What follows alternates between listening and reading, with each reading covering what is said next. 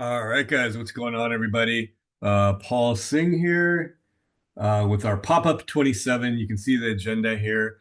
Give me a quick shout out. Just let me know you can see my screen and hear me okay. No video today. I'm in recovery mode. You'll probably hear a little bit of hacking, but we'll get through it. A lot to talk about today. All right, thanks, Brent. Charles. Today, what I want to talk about is because this is in play. I know we talk about it a lot, but we've talked about it before. But I want to review. It's a lot of review today. I want to review the setups around IPO highs because there's so many stocks in this area. We know with Roblox and Coinbase that we're playing that different variations of that setup. And then, draft. We've talked about DraftKings and a bunch of other stocks. I've got a big IPO list that I keep track of, and this is stocks from the last, that have IPO'd over the last 4 or 5 years, and we kind of track that IPO cycle for when the IPO, different variations of where they are in that IPO cycle. So we'll go over that, and this is just related to the highs. There's a big cycle. We've talked a lot about bottom formations coming out of them and other different setups, but today just specifically the IPO high. Then we're going to do another review of something we did earlier this year. I think it was back in April in pop-up 12 or 13. Actually, we have and you guys should know, especially newer members, that we've got this links list here with various things. And one of the things it has is old pop-ups. I've actually got to update 25 and 26 with the topics that were talked about in each, and you can go through and then learn a lot by going over these top topics here, and of course the Focus 40, which I am going to update this week. I'm going to a big update. There's going to be about probably 7 to 10 stocks taken out of it, and some new ones put in, and then we also have that AI spreadsheet link with a bunch of different AI stocks because I think AI is going to be in play for the next few years. So a good resource to have. So we're going to go over that IPO cycle. We're going to go over volatility position sizing again. Again, we talked about this earlier in the year. Um, Volatility position sizing because I've been getting a lot of questions about how I'm placing my stops. Lately in the reports, I've been talking, or when I'm analyzing stocks that you guys recommend in the chat, I've been saying a lot, use a loose stop. And I'm not always saying that, but I've been saying that quite a bit recently. So we'll talk a little bit about volatility position sizing and how you can kind of factor in volatility to your stop levels. And we should be thinking about that like a lot right now because a lot of stocks we've been watching have been very volatile, and you don't want to get chopped out of good positions, which almost happened to us with Coinbase here. And a while back, it happened to us with Reddit, and we can see what Reddit has done since. I think we placed the stop at the right spot there, but that's just an example of how volatility can chop you out at times. And then we're going to do a quick housing ETF stock review. One, it's going to help us right now in terms of an industry that I really want to be paying attention to. And two, it's going to show you how a very easy way, if you're interested in industry, that you can get, some good stock ideas from that industry without having to do a ton of research. It gives you like a quick way to get into that industry. And then, as usual, if there are any questions you guys have, we'll go over your questions or some stocks that you guys are really interested in right now. Of course, you can do that in the chat as well. All right. And each one of these things we can go through pretty quick. So first, let's talk about the IPO cycle and the plays we're seeing here. And they're around the IPO high. There's essentially 4 different things we're looking at. And I call it: 1 is the magnet, 2 is the breakout, 3 is the failure remount. Now, these don't always happen. And 4 is the breakout pullback. So let's talk about each of these. I'm going to do one of my ugly drawings here. So we know we have that IPO cycle, and this isn't the way it always plays out, but we're seeing a lot of this where the stocks IPO, they do whatever they do early on, and then they often get hit in the first 2 or 3 years, and almost all of them, even if they made big runs, they decline at some point and get kind of forgotten. Then they bottom out, and Obviously, there are variations of setups we trade throughout this cycle, right? Early on the IPO process, when they're in the downtrends, when they're in the bottom formations, the bottom formation breakout, the continuation pattern. So a lot in here, but we're not talking about that today. What we're talking about today is what happens around the IPO high. So say this is the IPO high here, and our essentially our four different setups that we're talking about relate to that. The first one we're talking about, and this is in play for us with both Coinbase and Roblox, and I'm watching this very carefully for DraftKings as well. That is what I call the magnet. And that is what, after they've bottomed out and they've made these continuation patterns and, these big runs going into the IPO high, when they get about 5 to 10% away from that IPO high, um, what often happens is what I call the magnet. And that is they're usually not going to completely fail at this point. They might chop around for a while, but generally I'm pretty confident within 5 or 10%, it is going to eventually test the IPO high. So I call that the magnet, kind of this magnetic push to that IPO high that we are going to get a test there. And our current plays in Roblox are good examples of that. And you can see that with Roblox, it has happened. It hit today, right? So we're doing very good on this position. We entered in the upper 120s, I believe it was, and we're sitting at 140 right now. And that's what we were talking about when we were getting kind of close here. That our expectation is that we would hit that IPO high, and that's that IPO magnet here. And it's fulfilled itself today. I know some of you emailed me or messaged me that you're taking profits here, and that's totally fine if you had a good risk reward. Really quick, guys, let me make sure that I'm recording this. Sorry, I got someone mentioned that I might not be recording it. Let me just check real quick.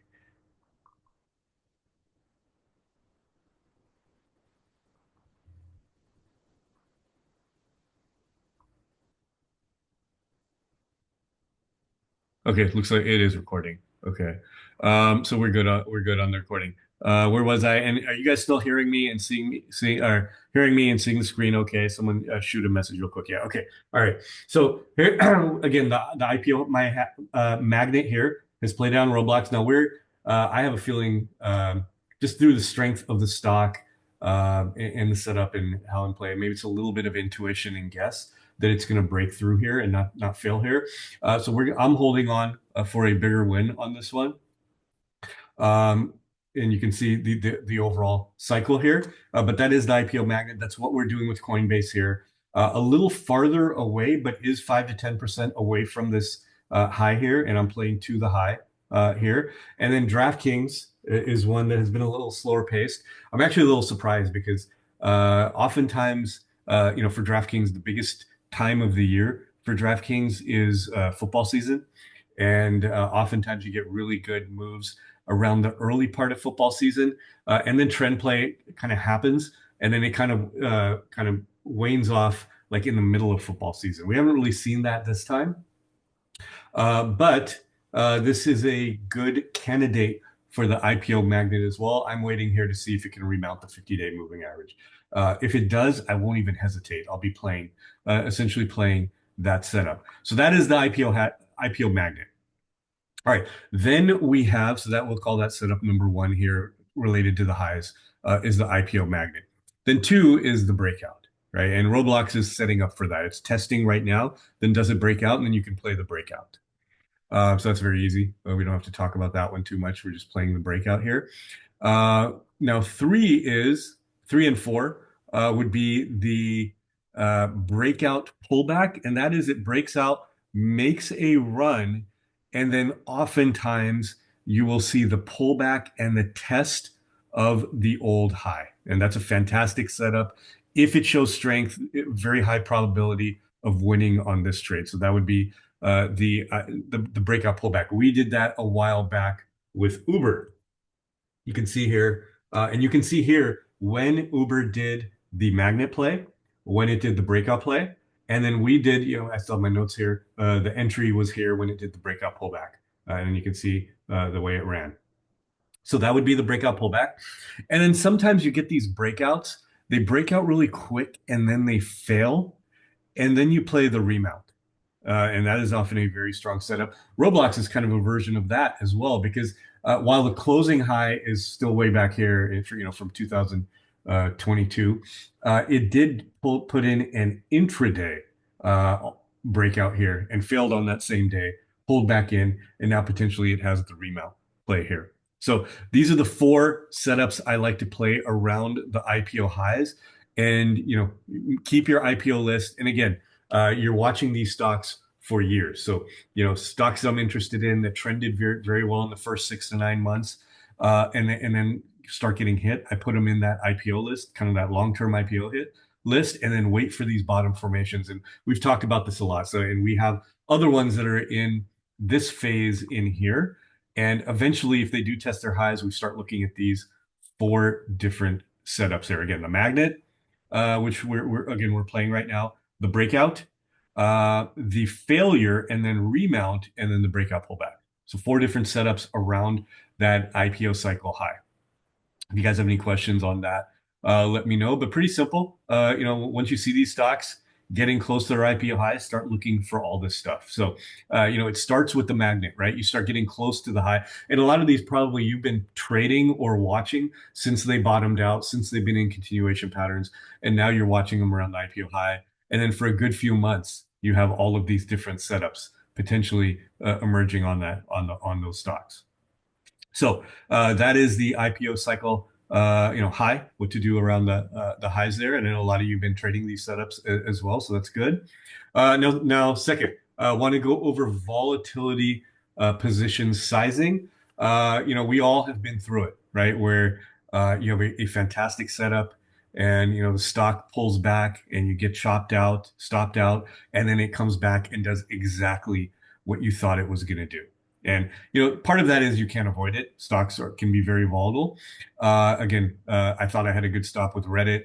We got stopped out, and now since then, Reddit has made a really big run. So that is going to happen occasionally, but we can take an account to volatility to lessen the impact of that happening to us.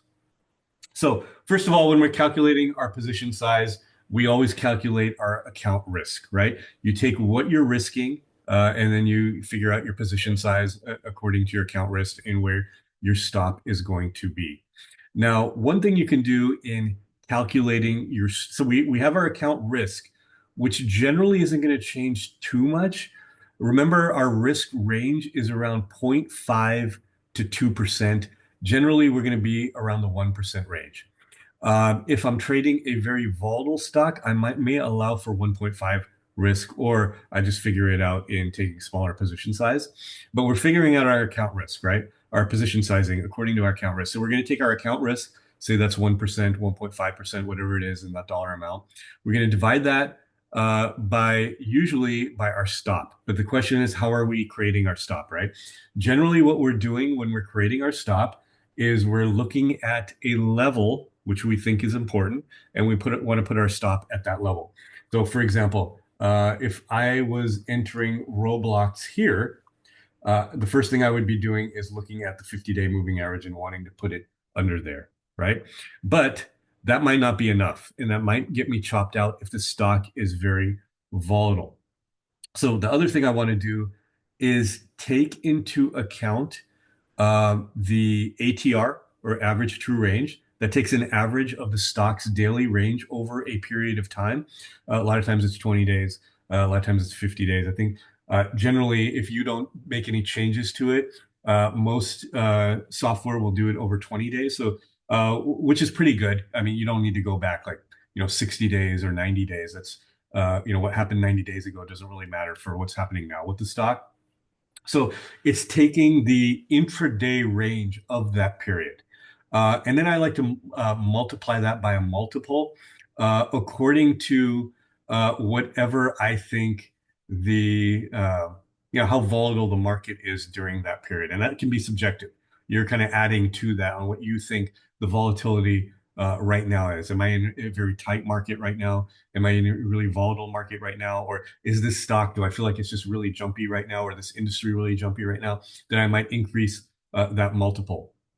So, for example, if the ATR on a stock is like say two, meaning the stock has a 2 point range on a daily basis. So the stock is trading at 60 now. It means on a daily basis, it's trading like between 59 and 61.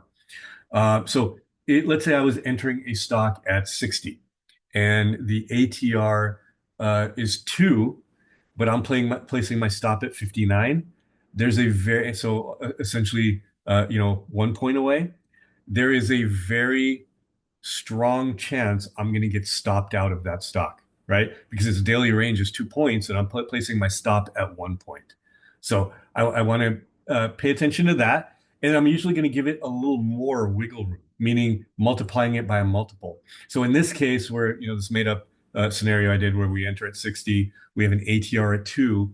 Let's say I think the market is pretty volatile, then I'm going to set my multiple at 1.5 or two.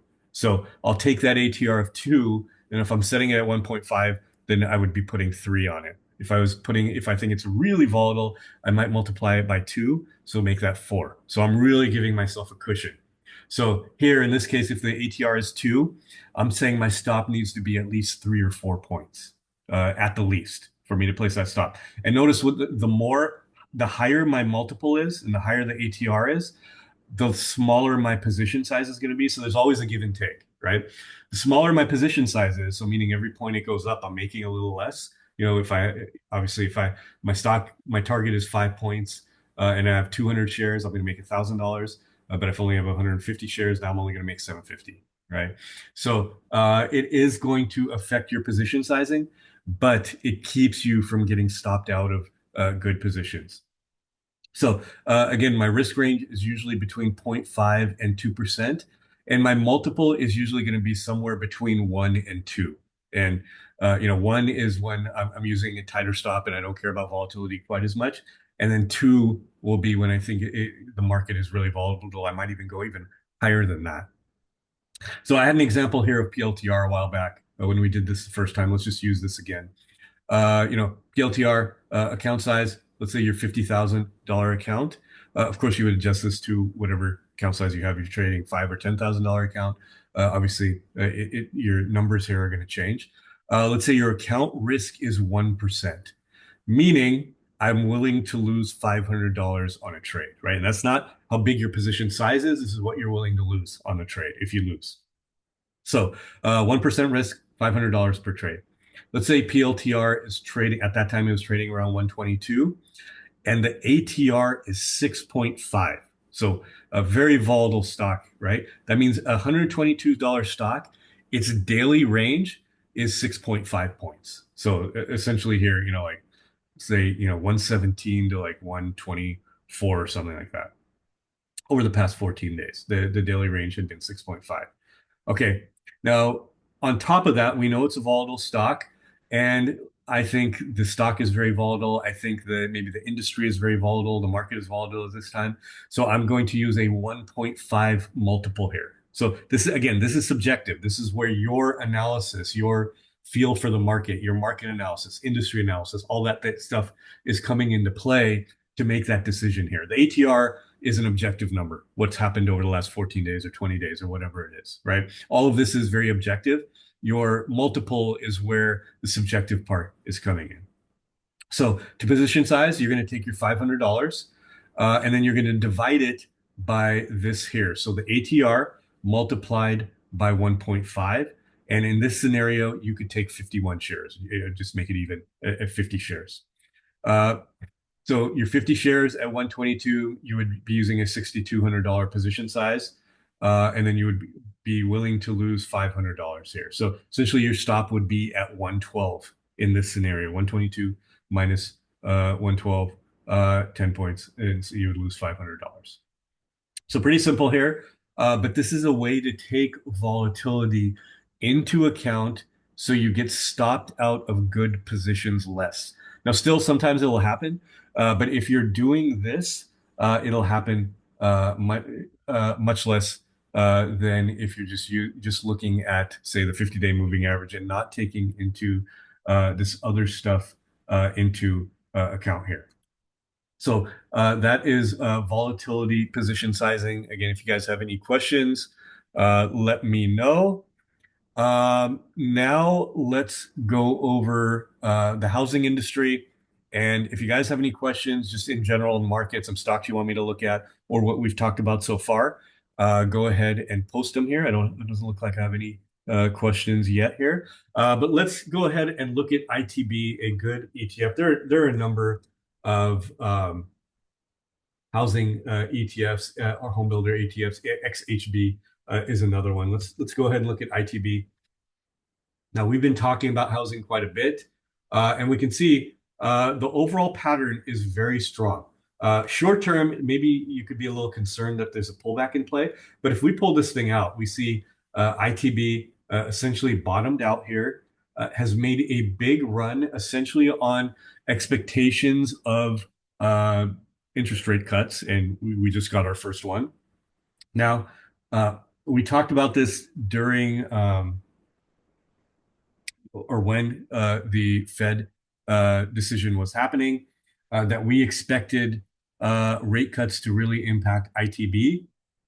And surprisingly, housing hasn't really moved that much since. It's holding its support level. And still, if we look at it in the context of where it bottomed out from, this is pretty much a standard pullback. I mean, look how far it ran from, 82 to 117. So pulling back to 106 is par for the course. But my expectation was on the rate cuts, we would see an end of the pullback and a run up here. We haven't really seen that, and now it's testing the 50-day moving average. Part of this, I believe, is around the time of the rate cuts. There was a little bit of concerning numbers relating to housing startups.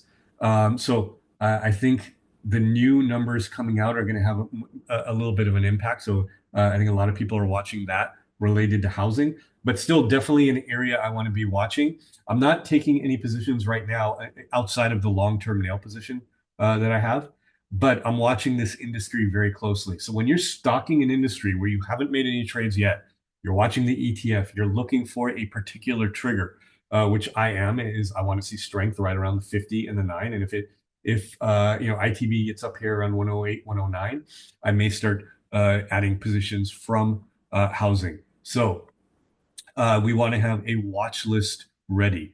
An easy way to do this is take an ETF like ITB, uh, pull it up, and you have the stocks that make up ITB, and just go through these stocks. There are various ways you can filter these. A very easy thing to do is just look at the stocks that have been the best performers over a period of time. So we could say, let's look at the stocks that have been the best performers over the last 30 days. And you can see here, GRBK, very strong setup here. This is definitely one to watch. CVCO, also showing relative strength. We've been talking about DHI, another one here, already bounced off the 50-day moving average, never violated like the index. NVR, another good one here. Lennar, all of these are looking good as potential candidates to trade. And these are all ones that we haven't talked about GRBK or CVCO, but we talked about DHI, we talked about NVR, Lennar, KBH we've been talking about as well. Of course, Toll Brothers, one of the leaders in the field, we've been talking about this one. Notice a common theme. They're all doing a little better than the overall ETF, and those are the ones I gravitate towards. The ones that are showing relative strength to the ETF. So, easy way when you're looking at an industry, gold miners are in play. If you're looking for gold miner stocks, you can pull up GDX and do the same thing, and then start looking at stocks that make up GDX for potential candidates to trade from that industry. Of course, you can do the industry ETFs as well.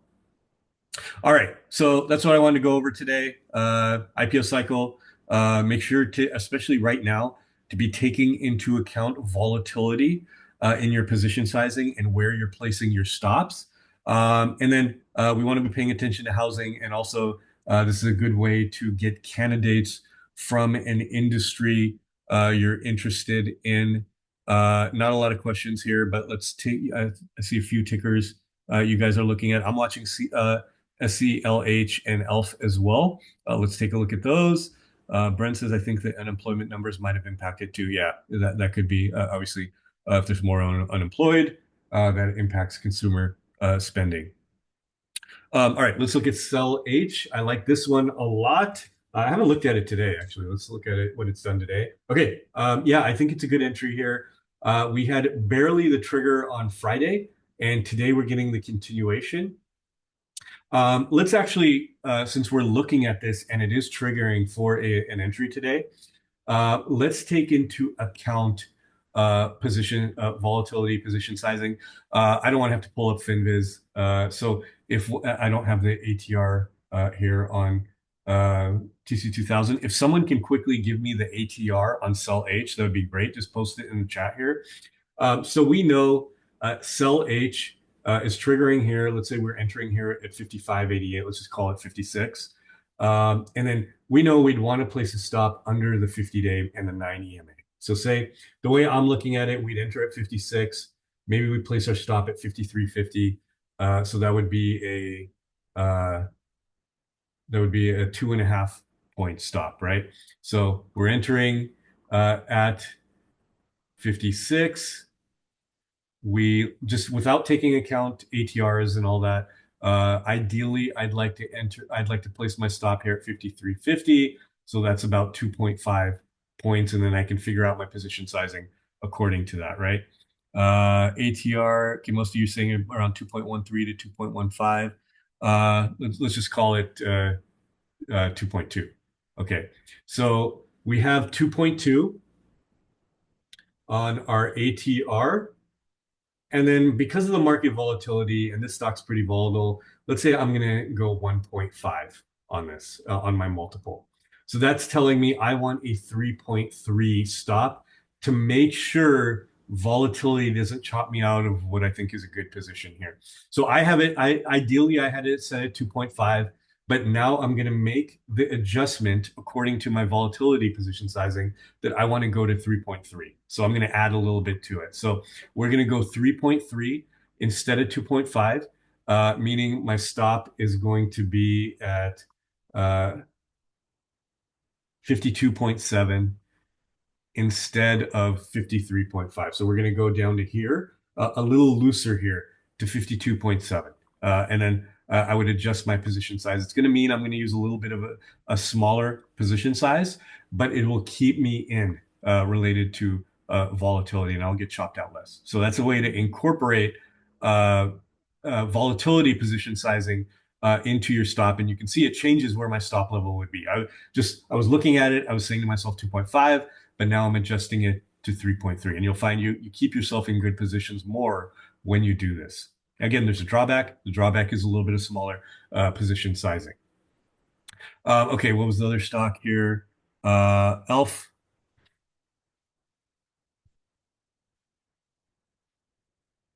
Um, I like that it's holding the 50-day moving average. A downtrending 9 EMA can often provide strong resistance. So, and you can see even today, look at that. If anyone tells you these moving averages are meaningless, this is not random. It went exactly to the 9 EMA before pulling back intraday today. So I would watch that 9 EMA closely. I think if you want to anticipate, you could enter here and use a stop under the 50-day moving average. But otherwise, maybe wait for the trigger here on if it closes above, say, 134.75 or 135. That would be a really good trigger for your entry here. Both great stocks. Is there a quick way to get ATR in TC2000? TC2000 should have it. I don't have it up on this. Let me just pull up ATR here. So you should be able to add it here.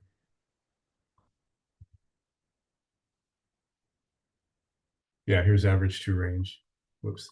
Here's average true range here, and you can set your value and your time frame here the way you want to do it. Otherwise, you can go to FinViz, and FinViz has it I think it's under ownership on FinViz. But you can put it into your TC2000 charts as well. All right, guys, good session. Brent is watching. I like AMD today. Of course, I'm in it. But if you're not in it, I think it's getting close. You could anticipate here, use a loose stop. Again, this is a very volatile stock, or just wait for the 50-day moving average remount. But I do like AMD a lot. And we talked about this here. I think the this move was a big overreaction to NVIDIA and Intel's news. And then NVIDIA here looks strong, bouncing off the 50-day moving average as well. All right. Great session as always, guys. The recording to this should be up in about an hour. It takes time to download it and then upload it onto YouTube. So as soon as that is done, I'll have that out for you guys. And then I'll update the links as well. All right, guys. Talk soon. I'll see you guys in the chat as well.